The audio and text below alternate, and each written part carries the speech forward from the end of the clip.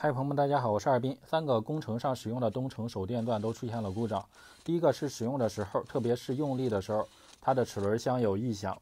第二个，它是插上电源之后完全无反应。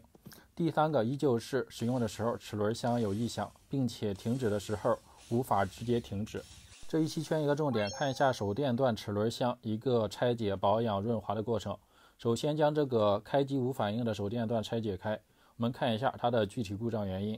像这样的情况，可以找一个可调电源，将输出电压调整到12伏，直接给这个马达进行供电。供电的时候发现可调电源电压下降到了 1.2 伏左右，电流很大，说明这个开关或者马达有短路的现象，需要将这个连接线拆开之后再进行一次供电。拆开之后直接给这个马达进行供电，依旧是相同的故障现象，那应该是这个马达内部出现了故障。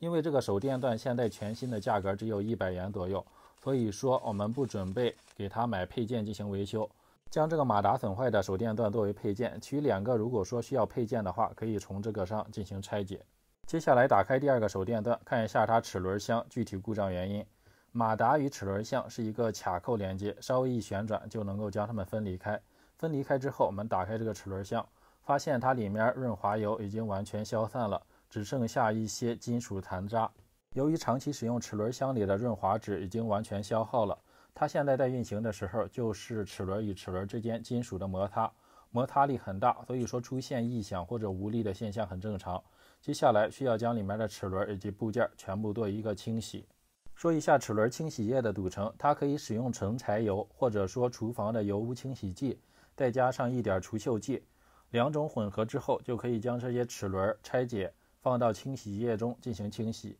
看一下这个齿轮箱的拆解，最上侧是一个挡板已经拆除，再往下是3个小的齿轮，小的齿轮下侧是一个大的连接齿轮，在下侧是5个小齿轮，然后是一个外圈的齿轮，再往下是一个换挡齿轮。换挡齿轮需要将这个换挡拨片拆除之后才能够将它取出来。再往里还有一个与夹头连接的套件已经全部给倒出来了，倒出来之后需要将这些元件全部给清理一下，将上面的油污以及金属的铁末全部给清理擦拭干净。将齿轮配件清理干净之后，我们需要将前端夹头的部分也拆解开，这里是调节扭力的部分，里面也有一些齿轮，再加上小钢珠。调节扭力的时候，这些小钢珠会上下移动，通过增加或者减少接触的面积，从而调节输出的扭力。将它打开之后，我们也需要加上一点润滑质，保证它的润滑度。下面开始安装齿轮箱。第一个配件，它是与前端夹头进行啮合的一个接触件，后侧是安装4个齿轮的。加上润滑质之后，将它放入到齿轮箱当中，然后将4个齿轮放置到这个配件上。将4个小齿轮安装到位之后，下面一个配件是与前端4个小齿轮结合，后侧又可以安装5个小齿轮的一个中间大齿轮配件。将它装好之后，接着安装上这个调节快慢档的齿轮，之后再安装上后侧的这5个小齿轮。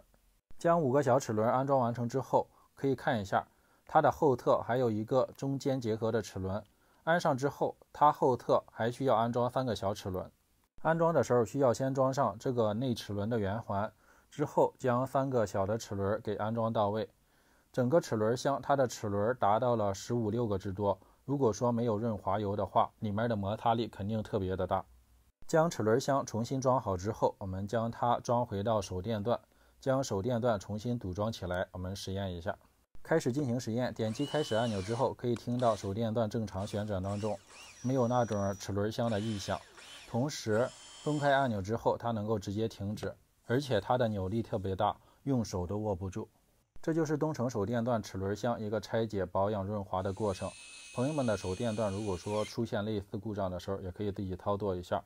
那好的，这期就到这里，朋友们如果有什么建议想法，可以多多关注和留言，那么就拜拜喽。